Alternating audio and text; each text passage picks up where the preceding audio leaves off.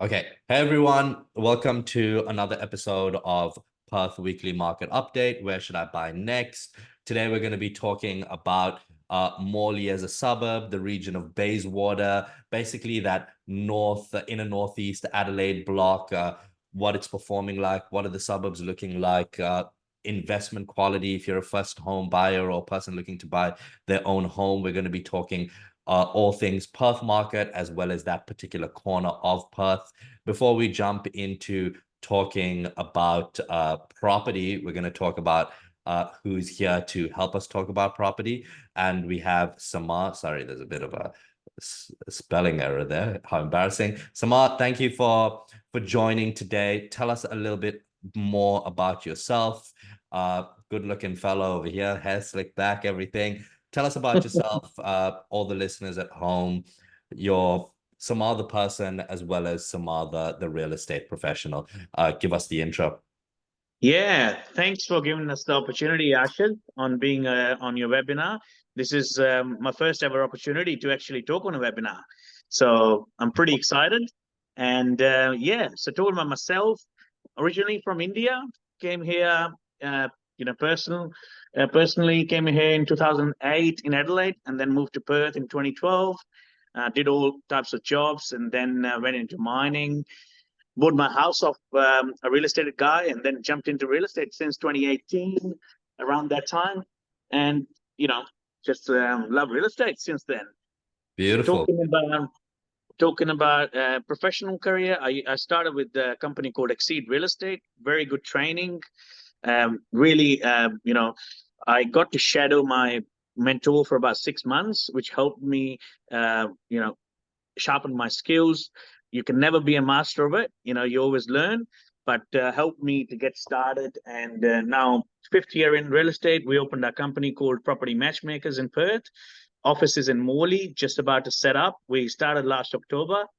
And we do management as well, rental, along with the sales. I've got a business partner named Jeet Singh, and other business partner is Charu Sharma. And we've had pleasure of working with Arshad on a few deals. Really good communicator, really good person as well, and always energetic, positive, and that's what we like. Beautiful, beautiful.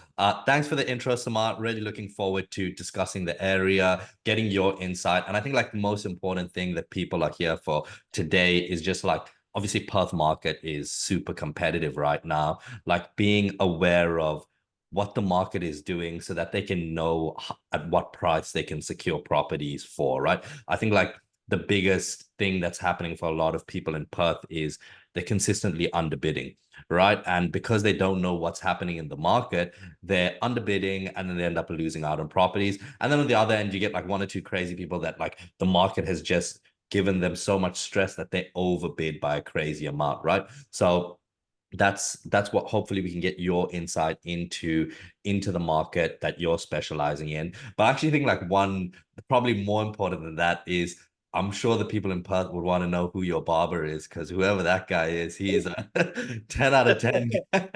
No, uh, thanks, mate. Thanks. you for joining. Let's start off before we jump into the area specialty that you're in. Is let's talk about Perth market as a whole, right? So obviously we're in a very aggressive growth cycle, been going for almost 3.5 years. Very solid growth in Perth. A lot of interstate buyers, a lot of home buyers, very low supply. What are things looking like over the last month, last 4 to 6 weeks? What's happening? Which direction is it going in? Yeah. So look, a lot of people, that are first home buyers or people wanting to get into the market or second home buyers thought that, the Perth market it should now have peaked and now maybe starting to come down. But, you're thinking that, but it's actually gone the other way. It's actually gone even higher.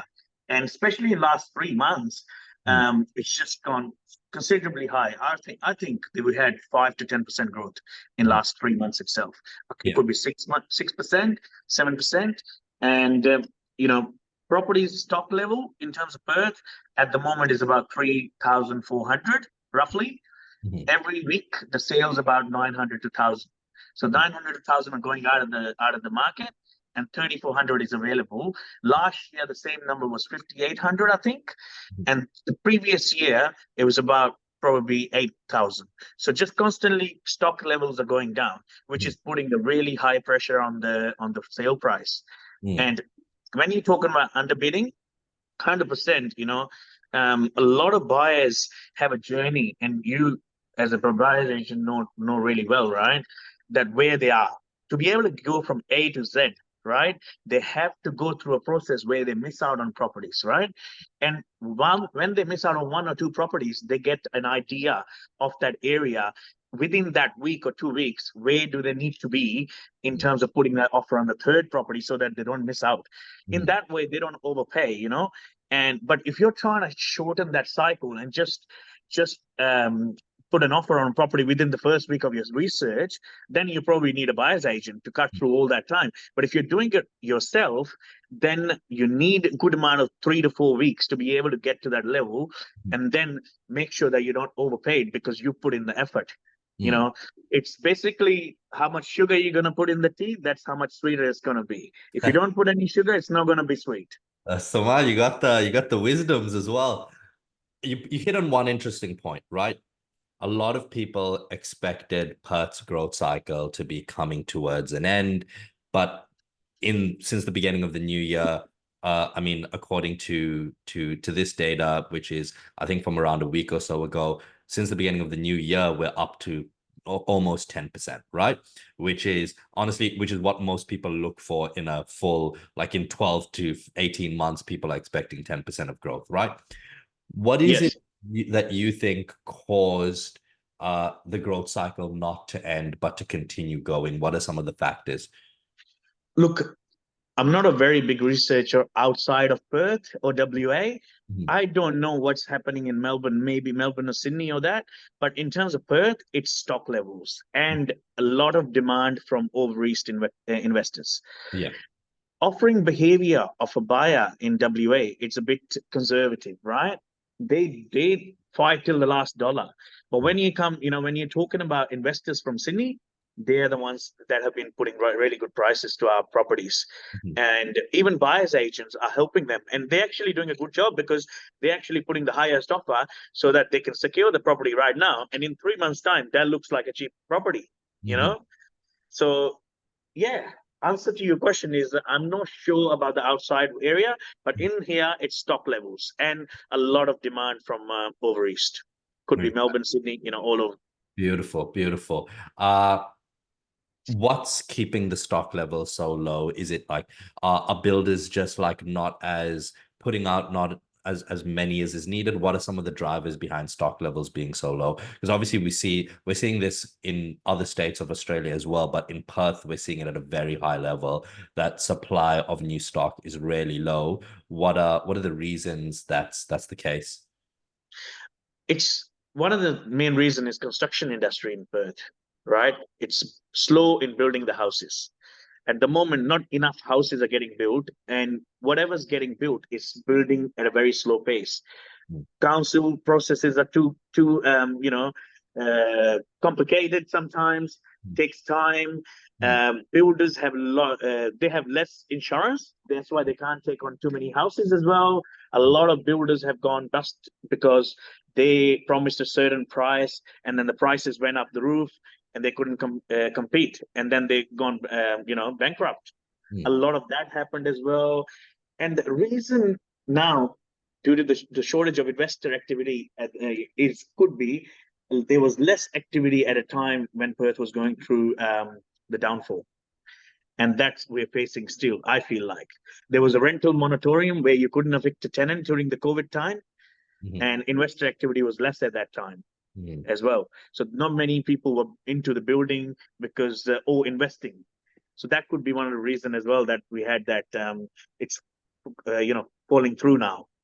Beautiful, beautiful. Now, very, very insightful, very insightful. And look, I'd say like I agree with that. Like, cost of materials is super high. Uh, Yeah. like I was saying this on another webinar as well, right? Most people expect that when interest rates are high, that property prices will drop. But often high interest rates mean that developers can't make as many new houses, which means that supply is low, which means that the value of property goes. So it's almost like in 100%. inverse things, right? So it's like 100%. taking into consideration like the whole picture and then understanding what you're looking for. And obviously, another big driver has been, as you mentioned, Eastern state investors. I think we talk about like our people from the generation above us, they're never going to invest they're going to invest 3 suburbs away from them, right? It's like the suburb they live in, maybe the next suburb, right? But like the new generation, the COVID generation, people who bought their own home without even visiting it, right? That's They're right. ready to invest into state, right? They're ready to go where the numbers are pointing, look at the data, whether it's Perth, at wherever it is. They're not as uncomfortable not seeing their investment, right? And I think during that early Perth growth stage, a lot of the investors that we had, as well as other investors looking at Perth, other buyers agents, the yields were so attractive, the low supply, all the data stacked up, and it's still seeming to stack up. So it's like this. It still seems like there is there is some juice left in this cycle, which Yeah. is not Yeah. what a lot of people expected, but it just depends on Yeah. like how far people want to go with it, right? Yeah. Cool. Another thing I wanna add to that is, people who are from Melbourne, Sydney, I think when they bought the properties back in the day, now their value has increased, right? They've got a lot of equity sitting there, right? Mm, And the rents are not as great as in Perth they're seeing, and they're like, oh, really? We could get a $700,000 rent on a $600,000 property or mm, 650 property. And they, mm, they didn't see that in Melbourne, right? You don't see that in Melbourne. You want to yeah. buy a $600,000 property there, they'll give you 400 per week rent, right? Mm, And that's why the returns are very attractive here. And I've spoken to a lot of agents, and they've said to me, like veterans, they've said that we never used to sell properties sight unseen. Like this is a rarity that's happening recently. People yeah. are more comfortable with their money because of the growth as well, Yeah. and because they've got equity. Exactly. Yeah, no, that's really, and I think like I think like two changes I've seen is uh a lot of younger people want to build large scale portfolios, right? And when you're trying to build a large scale portfolio, you need to ensure you don't go too negatively geared, because if you do, it's difficult to keep borrowing, right? So Yep. you need like maybe not every single one of your properties high yield, but you need some high yield properties in your portfolio that allow you to push your borrowing capacity a little bit further, right?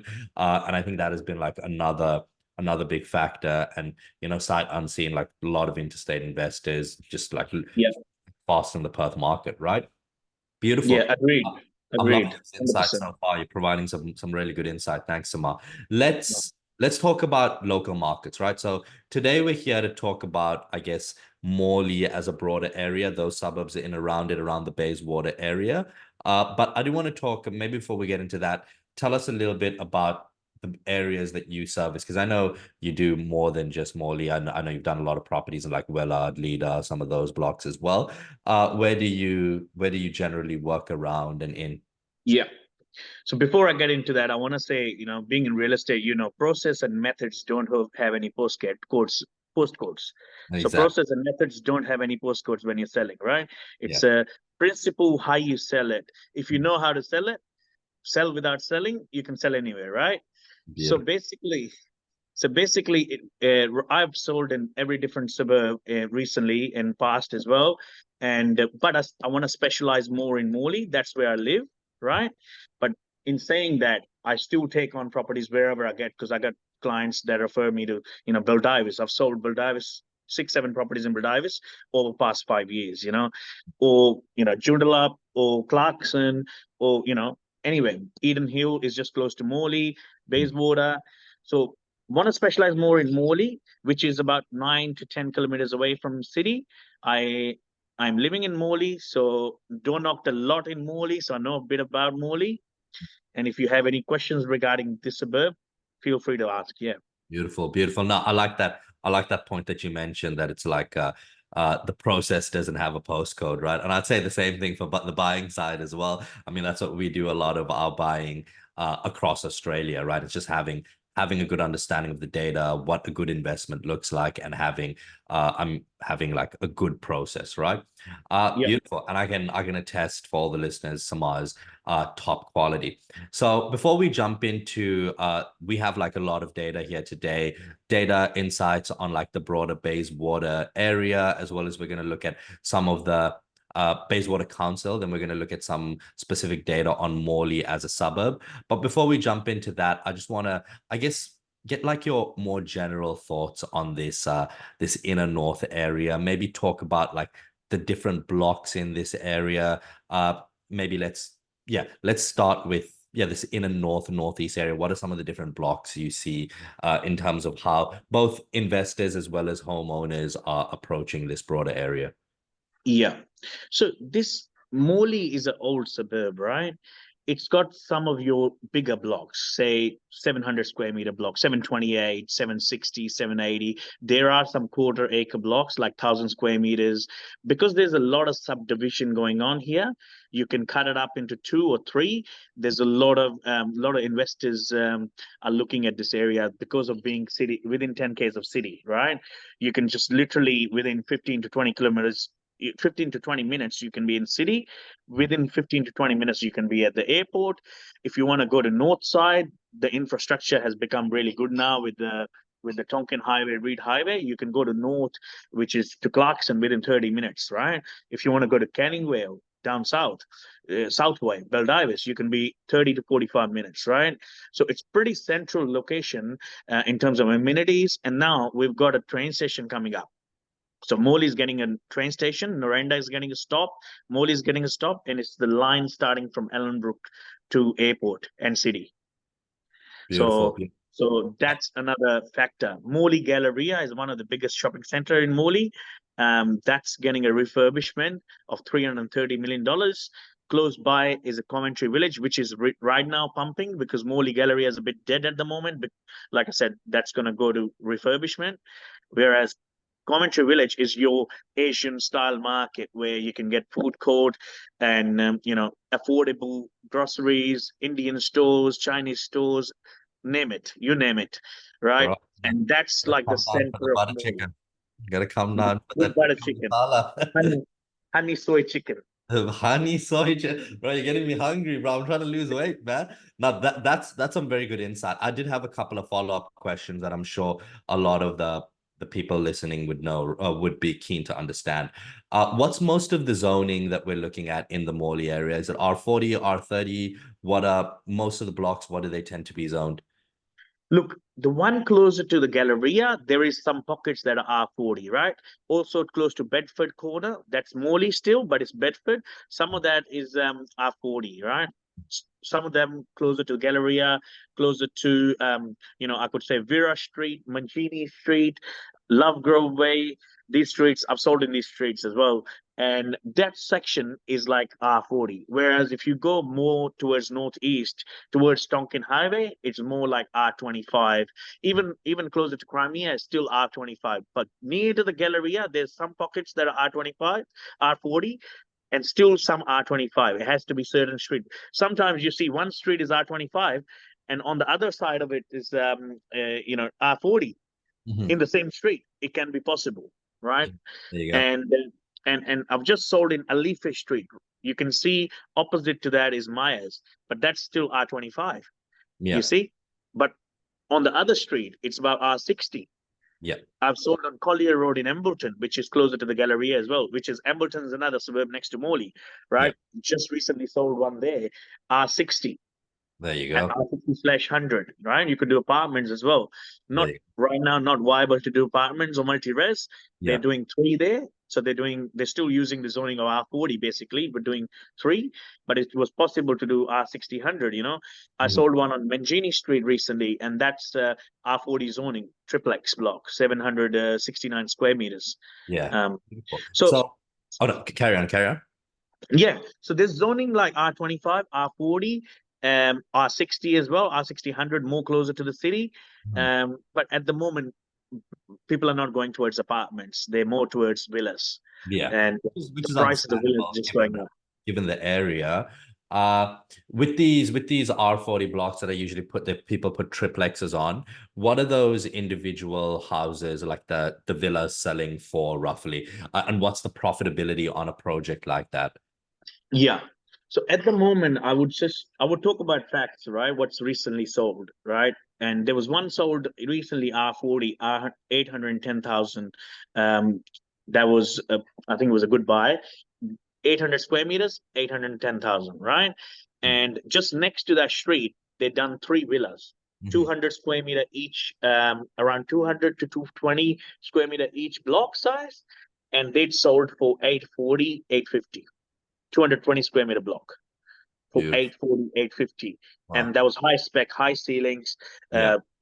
full height bathroom tiles, really good specs though, Um, if you're talking about outside, so that's closer to the Galleria side. 220 square meter would sell for 840, 850. But if you go on the northeast, on the other side of Tonkin Highway, right of Tonkin Highway, then the prices will go down a bit because that's towards Beachborough, Yeah. right? So that's actually the next one that I want to touch on, right? So for some of our more affordable buyers, people looking that sub 700,000 budget, they're looking more towards your Eden Hill, Lockridge, Beachborough, this area, right? Probably getting into the Morley area is pretty much not even feasible anymore for these larger blocks at that price range.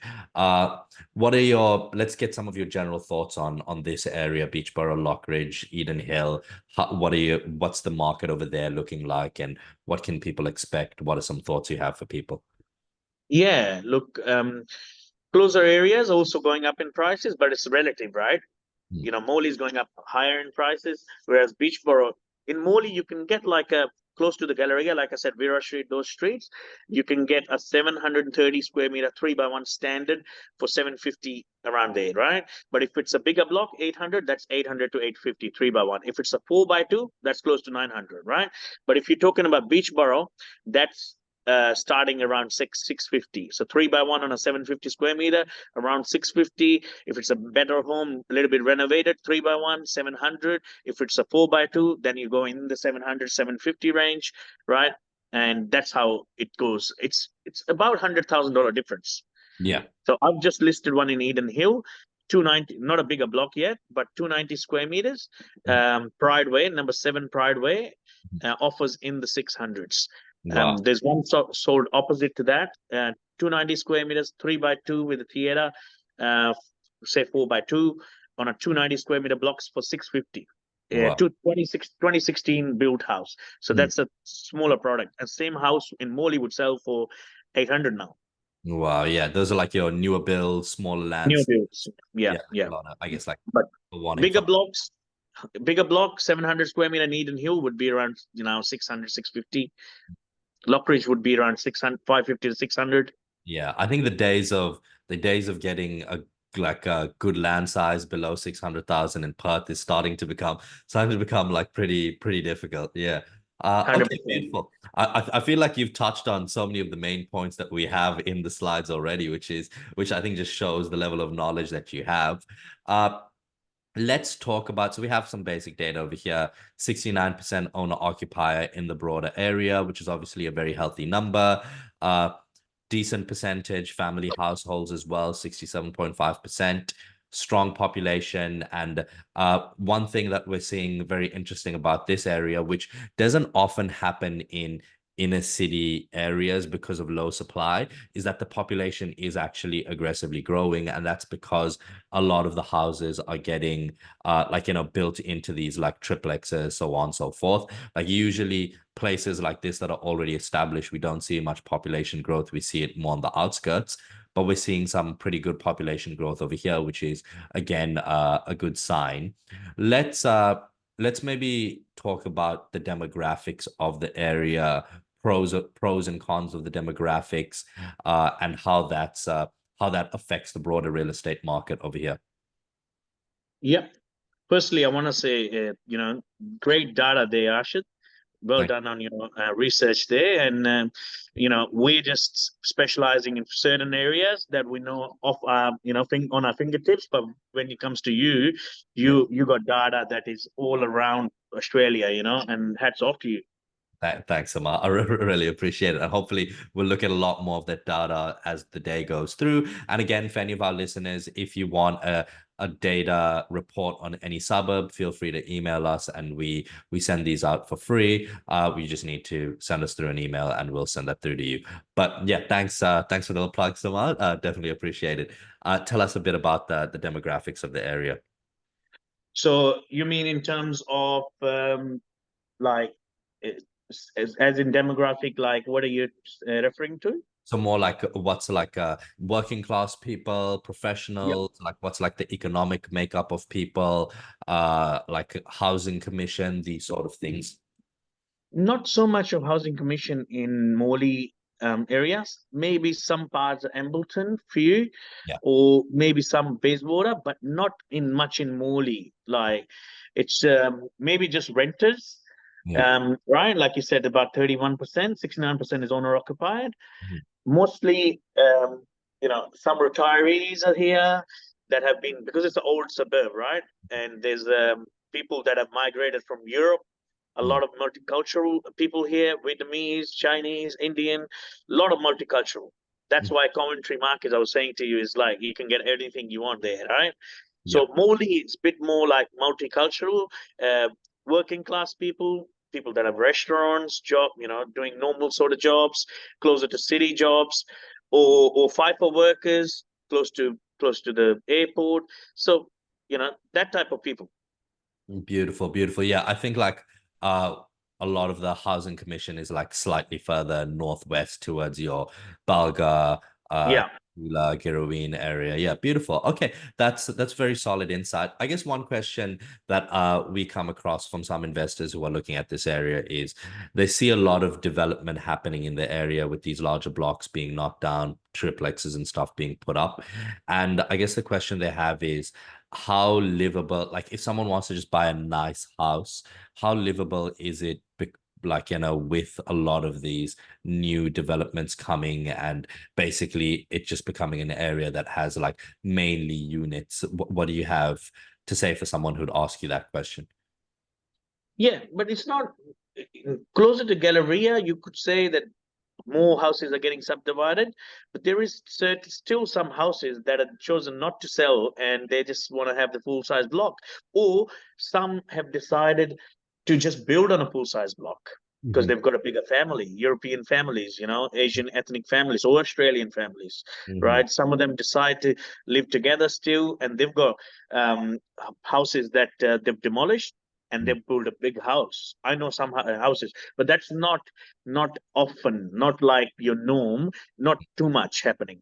Mhm. Uh, in percentage wise, more is like two wheelers, three wheelers. Mhm. So living wise, everyone, I've subdivided my house. Right now, I'm in the house where I live in the front. There's a house at the back, right? Next door, done the same thing. But on my right, they haven't subdivided yet, right? Mhm. Then again, two houses on the other side haven't subdivided yet. So there is a little bit of that in northeast section of Morley where there's Tonkin Highway there. Mhm. But more closer to Galleria, yes, you would see more subdivision. But I have never found any problem there. Beautiful. People are pretty respectful of each other's space and everything, and I haven't heard any fights or anything in the media yet. There you go. Hopefully not. Beautiful. What about some of the schools in the area? So this section we're focusing, I guess, a little bit more on like owner ox. What are some of the school zones, quality of the schools in the area? There is some really really good schools, Chisholm College, you say Infant Jesus School. So if you go in that section in the left side where there's Bedford and that, um, you know, yes. So in that section, there is a lot of good schools around in Morley, and that's one of the also reasons that that section the prices goes up a bit more than on the northeast side, like Beachborough side. You know, on the Beachborough side, there's Hampton Primary School where I'm living, Hampton Senior High School, not bad school, but better on the left side where there's Bedford. Beautiful. Naranga Primary School is pretty good. Mhm. Beautiful. Okay, cool. I think that's some really good like insight into the area. Let's talk about some of I think like you've already mentioned a lot of these, right? And we'll very quickly touch base on them before we get into the data. So, like we mentioned over here, Morley has, strategic metropolitan center by the government. So a lot of activity, a lot of money being put into the area from the government. Uh, then in terms of manufacturing and production, uh, like again, a lot of money being spent, 14.1 billion in output revenue. Like it's a decent producer of revenue for, I think it's like the data is like highest of like the eastern metro regions for Perth. So it's like again, it has its own very strong local economy as well, right? A lot of people, sometimes they invest in areas where the property prices are growing, but the fundamentals of the area, like the economics, is actually not that good. It's just growing because of hype. And then when the hype ends, like, the area slows down. But this area actually does have like a lot of good, really fundamentals. Uh, Wow. yeah, we'll skip that. Second largest employment, already mentioned that. You mentioned a couple of other really good points as well. Money being spent on what's the name of the 330 million, the center that's being refurbished. What are some of the other major projects that you'd highlight to an investor looking at the area? There's a Hollywood studio coming up close by in Bennet Springs, which is close to Morley as well, right? And then Morley is connected by Tonkin Highway and Reed Highway, and there's a lot of money being spent on those highways right now. Beautiful. And that connects you to airport, right? And that's where the train line is coming Mm.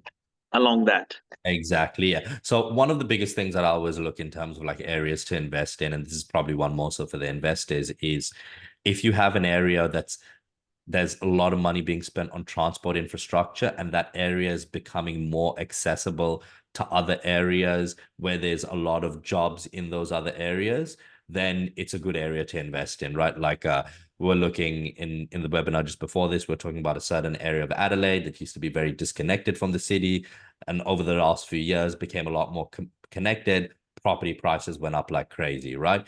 And yeah, money spent on transport infrastructure that's making an area more connected to areas with a lot of jobs is always very valuable in terms of growth of that area, right? And like you mentioned, spend on the Tompkin Highway, making the southeast, the airport, a lot more accessible, making the north, like coastal north area, a lot more accessible, just like making the rest of Perth a lot more accessible as well. Beautiful, beautiful. Transport. Oh, there we go. Right there, train station as well, right?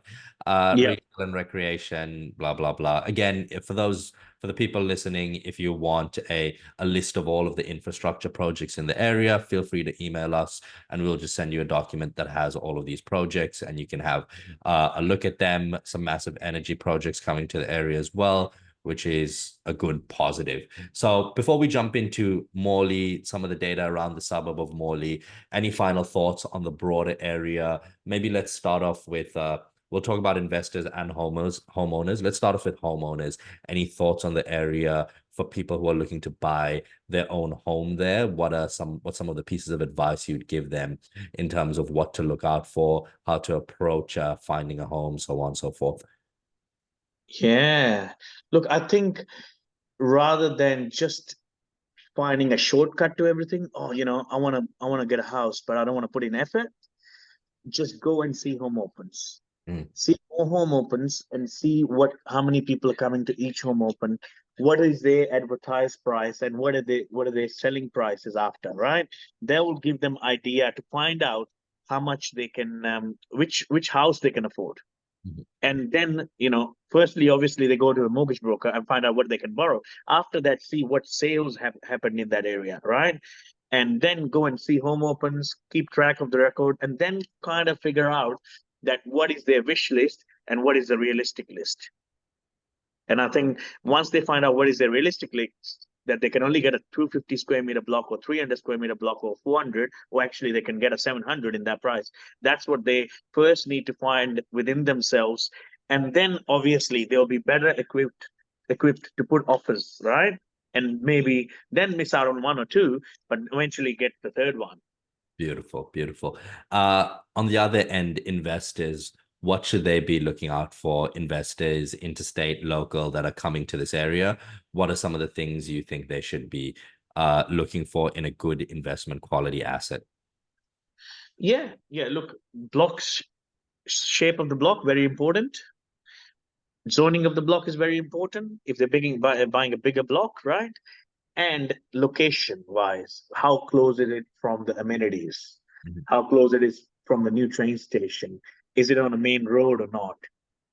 Those things. And then how far is it from the Galleria shopping center in terms of Morley or any other suburb as well? Like how close it from the shops? Uh, Nuisance versus convenience, managing that, right? Mhm. If you know what I mean, right? And all that sort of stuff. Yeah, definitely. Beautiful, beautiful. All right. Let's jump into Morley as a suburb, some of the data we're seeing around Morley. So this is some of the data that our team has put together, aggregated together. In fact, in all honesty, it looks even on the lower end. So we have last 3 months, 6%, last 12 months, 15%. From a lot of the buying that we've been doing in the area, I feel like it's actually more than this. What would you Yeah. say growth over the last 3 months has been? Over the last 3 months, Yeah. I mean, hard I to would say say roughly. I think 5%, 6% growth over the last 3 months, as you said, but could be more. Could be more. What Because it about the last depends. 12 months? What are we seeing? Oh, let me just give you an example by what I have just sold, right? Yeah. I've just literally sold a property on Alife Street, Mhm. number 4 Alife last night, 800,000 cash offer. For, how do I spell that? 4 Alife Street, ALIFFE, For A ALI I double double F E, E A L, a Leaf Street, Morley. Alife Street Morley, right? And that's only a 673 square meter block, 3 by 1, R25. You can't retain that. You got to demolish that to have two. And also, to be able to have two, you got to use the variation 5%. It's not an ideal block, but it's still an ideal, very ideal location, right? And we got 800 of that. Mhm. Um, Cash three offer. months ago, yeah, 3 months ago, a property like that would sell for, I don't know, maybe 750, Mhm. low 700s. Mhm. Yeah, so almost like 10% growth in the last 3 months, right? We can see over here like uh very very developed areas. Like these two are like the last two old houses in this area, right? A lot of newer builds, retain and New some. build, yeah. Uh But this is R25 zone, not R40 yet, right? yeah. Um, yeah. So I think more growth than the data showing, but average wise, you guys got a good data there. But Beautiful. some offers, some campaigns have a lot of offers, Mm. and that drives the price. So average wise, I would say 7-8%. Yeah, beautiful, beautiful. Let's switch the conversation for a bit and talk a little bit about the rental market of things. I know you're more the sales wing of the business and Charu's on the rental side of things, but what are things looking like in terms of rentals? How quickly do properties get tenanted? Uh yeah, how quick is that process and what's the vacancy looking like in the area? So look, we've got tenants on the database that are waiting Mm, if any property comes up, especially in these inner areas, right? So it's vacancy rate's pretty low at the moment. yeah. And if you advertise a property, I feel like, we hardly need to advertise in this market, but it's just sometimes a request by the seller, by Mhm. the vendor, or sorry, the buyer, and we advertise the property. Otherwise, we've got database pre-qualified buyers already checks done, and they're waiting, and they're like desperate for property. So I don't think rental market's any issue at the moment in Perth. Yeah. Anyway, No, no, that's definitely what we're seeing. Like vacancy rates sub 1%, very tight. Properties get rented really fast, right? Like, and if you go with like a good property manager like you guys, they have people in the database pretty much tenanted that like ASAP, right? So yeah, beautiful. And what do the quality of tenants generally look like in for an investor in Morley? Are there people that are going to be a little bit more effort to work around, or is it like generally very easygoing tenants? Good tenants, people that have just either sometimes you get students, right? Sometimes you get families, um, you know, young families, uh, not so much retirees because they've got their own houses. Yeah. But yeah, young families that or you know that are just in process of finding their dream home or building their home. So all types of people, but people that have jobs and that are just putting their head down and working and Mm. coming home, sleep, you know, go home, go work, just no trouble. That type of people. Beautiful, beautiful. Next data point I want to look at is days on market for your average property. Obviously, a lot of properties in Perth these days go pre-market, off-market, which doesn't really account for the days, like kind of throws off the data a bit. But what are we seeing in terms of days on market when you get a property? How quickly does it go, generally speaking? Look, it's all about working and listing as well, right? You can't just take first offer, Yeah, but the offers start coming just as soon as you put it on the market. yeah. Offers start to come and they want to close it, right? But it's how you manage it and you get all the offers in and then you work the offers and you make sure that they give their absolute best. And at a position when they are kind of like vested in, that's when you get their real offer. So maybe over after putting it on the market, first home open, within 7 days, you know where your property stand. Yeah, beautiful. I think you're too good at your job, Simar, making it difficult difficult for some of the buyers, but that's your job, right? And you're absolutely killing it, right? The data we have 11 days on market, which is extremely low, like properties, and that's just the case in like this block of Perth.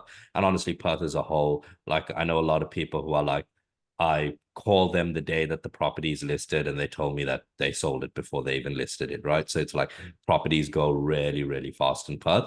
And it's just like you need to be ready to act fast if you want to buy in such a hot market. Whether you're buying your own home, you're buying an investment, you need to be able to act quick, put in a good offer, be proactive, right? There's no property is just going to fall into your lap. Uh, Yep. okay, beautiful. High on like yeah, online demand very high.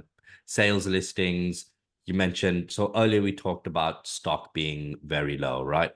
How Where is most of the stock that you're getting coming from at this stage? Or who are the types of sellers that you're seeing? Are they mostly retirees, downsizers? What are the type of people who are looking to sell off their property in this broader area?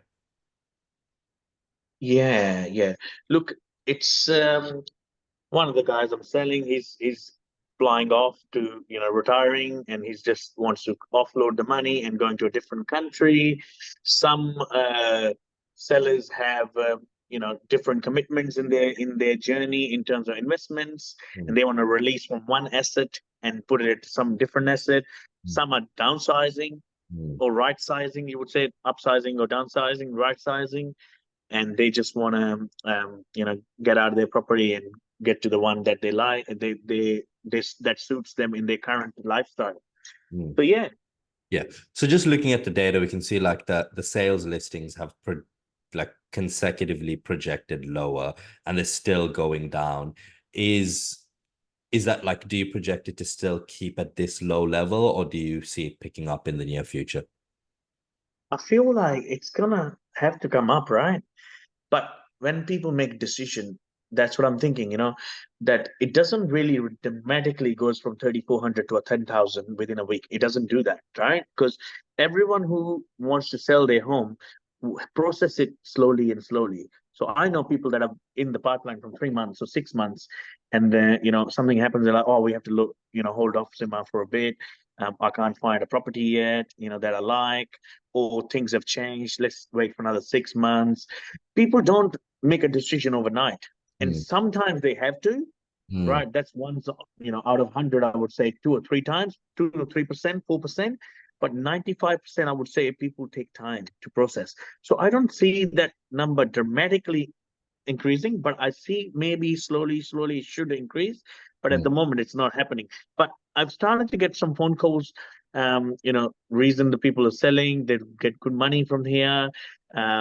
So slowly, people are starting to think that this is maybe the best it's gonna be in terms of if they're retiring, the best money they're gonna get mm, from Perth investment, because people know in the past the same property that is selling now 700 was 400, and they're mm, scared they might, hopefully it doesn't go back to that, or it doesn't lower from where it is right now. So slowly we're gonna start seeing numbers, and I'm starting to see that a bit, mm. but I could be wrong. Oh, no, beautiful. No, it's good insight. You're on the ground, right? And your insight is the most valuable, right? You talk to a lot more Morley sellers and buyers than any of us, right? So your insight is the most valuable. Beautiful. Stock on market, extremely low, as we talked about as well, like as a percentage, very low. Uh rental yield, rent been aggressively projecting upwards over the last 3.5 years, almost doubled in a lot of areas. Where do you think rent is growing? Is it still going up or is it starting to plateau? Look, I'm probably not the best person to tell you, but Fair enough. I think it's like I sold a property in Bellevue for 615,000, and we're looking at applications above 600 for that, right? So it's still that number where it's, if a property is 700,000, rent is 700, right? 750, around there. So it's Mm, that percentage, 10% from where the selling price is. So it's mm. still kind of going up, I believe. Yeah. Beautiful, beautiful. No, that's good. That's, I mean, like, good for investors, right? Obviously, not good for renters, but that's a different story, right? And just because obviously the rental market is so tight in that area, right? Yeah, Okay. Cool. I want to finish off the session. I know we're quite tight on time, just by looking, and you've already mentioned looking at a few of your recently solds. And we can, if you want, you can even mention a couple of others and we can take a look. These are just a few I got off of your page, just to understand. This one's residential land, so we'll actually leave it out. Just to understand, like, what the demand was like, what the process was like, and understand, you know, uh, what things looked like with the sale overall. So we have this one over here, 33 Mangini. This one was not super recent, of a couple of months ago. yeah, yeah. 775 up in Morley, decent size block. What is that? 769. Tell us a little bit about this property and the sales project on this one. Yeah. So you picked up a very good property that we got. We might talk for long on this one, because these are my repeat clients that I've sold in past times, Ryan. They bought this property in 2022 July for 560, right? And they bought it as site as it is, because it wasn't as habitable property as it is might be now. Even now, it's probably not as habitable, but still people living in there and rented. And at that time, they bought it off just the front picture and overlays, right? Just an overlay, Mm, and there was no light in there. So when something like that happens, the buyer pool goes down and only developers look at it, right? Investors, smart investors look at it and they think that, let me see what's inside and let me see what I can work with. But mm, new investors would run away from it online as well, because they feel like it might be a bowl over site. So maybe at that time it was less competition, and hence he got a good deal, 560, right? And when I look at this property, it was a 3x1 plus a granny flat. The granny flat's on the left side and 3x1 on the right side, right? Frontage is 24 meter, but 14 meter at the back, I think. So it's on an angle, mm. if you see. Yeah. It's on an angle. It's this one, left side, the one, not, yes, so this one, it's on an angle. You see, on the right side is angle going. Yeah. Left is straight, right is angle. 14 meter at the 24 meter at the front, 14 meter at the back. So when they bought it from an overlay picture, which clearly shows you an irregular shape. Mm, It doesn't show what an investor can do with it. So I gave them an idea. I said, I know the property's run down. So they rented it out at 800 a week to mm. students, right? Yeah. And I said, conditions not very good. I asked them if they could do some work to it, spend about 10 grand, and we'll get a better result. But they didn't have the appetite to do so. They said, Simar, you got to work with it. So I said, okay, let's get the photos of inside, regardless of what the property looks like. Let's get the pictures of inside, the best cleaning the students can do, and then put it on the market. At least the investor can see what they can do with it, right? Even though you see the shower screen there, it doesn't even clean properly. That's the shower screen there. Yeah. But I had to work with what I had. Yeah. Increased my buyer pool to investors as well, not just developers. And I didn't just show the shape to them. I showed them what they could do with it. And then it was an R40 property. They could do a triplex. So we had about 7-8 offers on it, offers in the 700s, and it sold for 775 at that point. And it wasn't a rectangular block. So, Beautiful. and $800 rent was a fixed term lease until September. That also attracted the investor, and an investor bought. And we had more investors than I had no developer for it because of the shape of it at that point. And investors wanted to hold it and then later on develop in a couple of years. So it was perfect for them, because what are you getting these days with the bigger properties? Less rent, because they only like a 3x1, and they have to buy at 800,000 with $600 rent. This one could give them 800 rent. Yeah, and then like much easier to hold. Yeah. And then like, in the near future, do something with it. Beautiful, Yeah. beautiful. Let's look at this one. This one looks like like the exact opposite story. 35 Napier Road, Morley, 4x2, Yes. 414 square meters, a bit smaller, much nicer, newer home. I'm not too sure what the build is. Looks like fairly new, very good condition. Tell us a little bit about this property. Yes. I'm guessing this one went to an owner OC, but I could be wrong. How did this one go? Yes. So this one I sold in 2021 for 615 at that point. It's a 2009 built home. 160 square meters internal plus the patio and garage. So 2009, as you see the shower screens and all that, they're like lower spec, not full art tiling. Paving is older type of paving. It needed a bit of work. The photos don't show that it needed like flooring. That flooring is scratched a bit. So this went to an owner occupier, right? And sold for 785. I think this property is now 3 months ago offer was made. Now probably would sell for 840, 850. Wow, yeah, there you go. Quite a nice home. Definitely one for the owner ox. Yeah, very solid. Even for like for an interstate buyer, could be a good SMSF buy as well. Yeah. Let's look at this one, 108 Collier Road, Embleton. 708, sold in April, 2x1s, 760, R60/R100. So I think you mentioned this one earlier, actually. It's actually in like, close to serviceable condition, probably needs a bit of work to make it rentable on a main road. Tell us a little bit about this one from who did this go to? Investor, homeowner, what is a developer, what is the potential with this property? Talk us through this one. Yeah, sure. So this one is bought by a builder, and they are doing a triplex on it. They're making 3 houses on it. It's in a good location, but on a main road. And when you come up the hill, it's very sharp turn. So still not a bad location in terms of investment, because close to shopping center, close to the city. You can see the city from there. It's city views, but in terms of main road, hence the price is 708,000. It's not in the eights, because it's 760 square meters and right on the main road. Same property now, like similar property, slightly better condition, brick veneer home. I've sold in Elif Street for 800,000, smaller I think block we looked size, at that one just Yeah. earlier. Yeah. And we can see like what the potential is, right? Like here's a triplex over there, looking like probably something like that. They develop something similar, or this guy did 2 houses, not 3.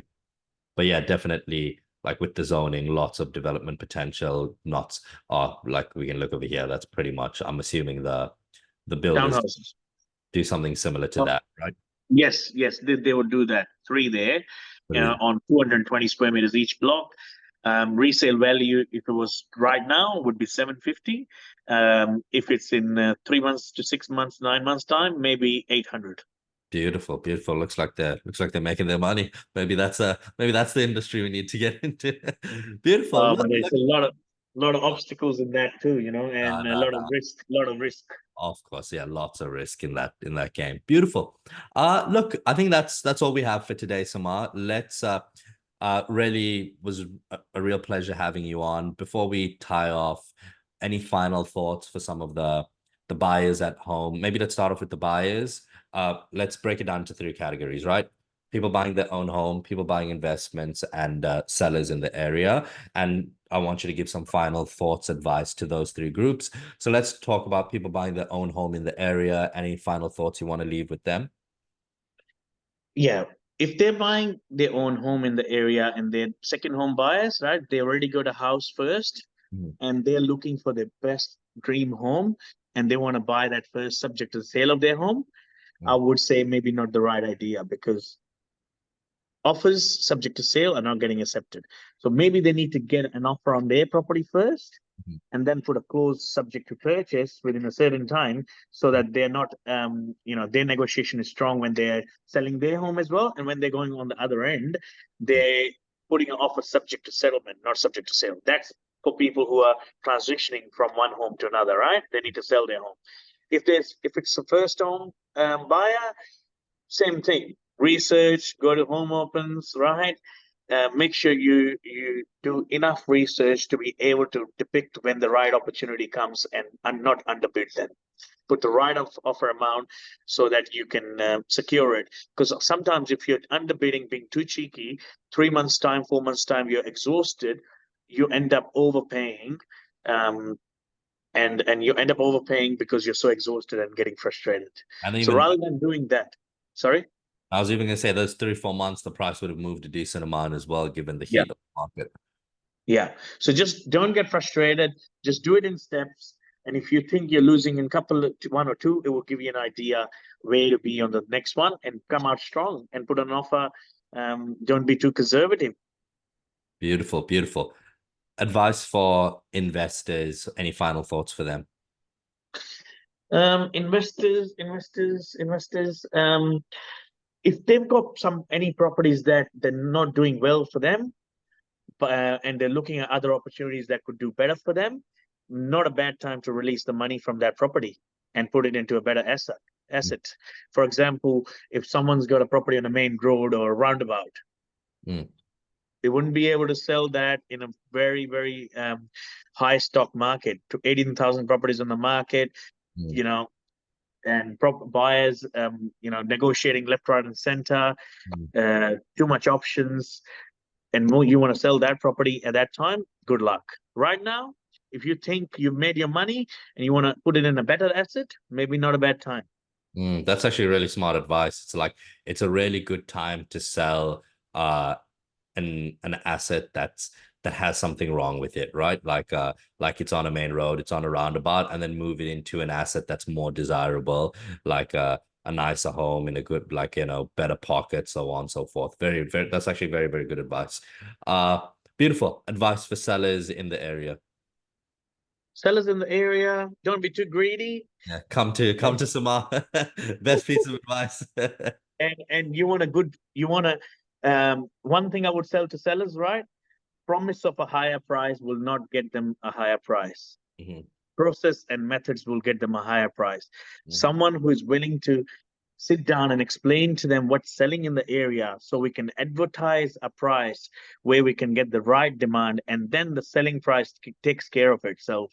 Go with that agent rather than someone just telling them a big number out of the sky, and not even spending time with them, just telling them what they want to hear and lower and putting their commission right down to get their business will sell their property under the market.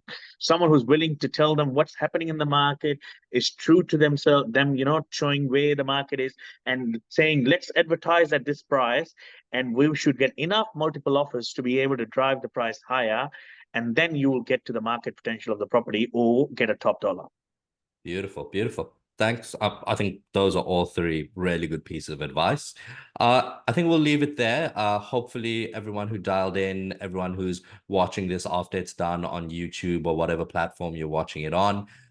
Thanks for jumping in. Thanks for having a chat with us. Definitely reach out to Samar from Property Matchmakers. You can go to their website, propertymatchmakers.com.au. Is that correct? propertym.com.au, and propertym.com.au. my phone number is 0433 Maybe Ashil can give you that. Definitely, yeah, and you can obviously find it online on realestate.com. Yep. Or if you need that, you can reach out to us, and we can pass you on to Samar. Or if you're really looking, you can just work with us, and we'll ensure to get you a good property, whether it's through Samar or not. But if you're a seller, definitely reach out to Samar. Him and his team, one of the best in the area. They'll be able to take care of you really well. Yeah, thanks for dialing in. If you need any further information, you can email our team. We're happy to send through data reports and have a chat with you on what the market is doing and how you can best direct your money, your investments. Thanks everyone for dialing in, and